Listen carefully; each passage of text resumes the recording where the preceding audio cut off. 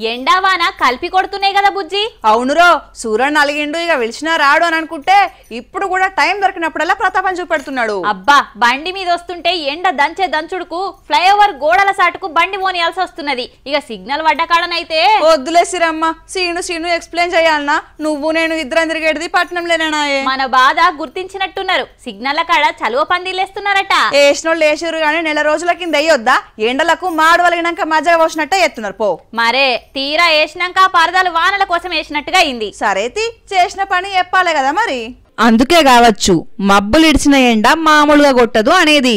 వాన పడ్డంతసేపు వాన పడ్డా మళ్ళీ ఎండ కూడా తక్కువేం లేదు. హైదరాబాద్ లా పగటీలు కాలు బయట పెడితే బోగలాచేటట్టున్నాయి.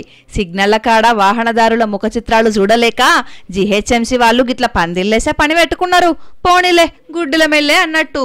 రోడ్డంతా వరసకపోయినా ఆగిన కాడనన్నా జర్ర చల్లబడతారు. అట్లని పట్నం అంతటా వరుస్తారు అనుకునేరు. ముఖ్యమైన సిగ్నల్ల కాడ నిమిషాలకు నిమిషాలు సిగ్నల్ వాడే కాడ వేపిస్తున్నారట. జర్రంతా ఆలస్యమైనా సరే ఇప్పటికైనా మంచి ఆలోచన చేసినందుకు వాహనదారులు హ్యాపీగా ఫీల్ అవుతున్నారు.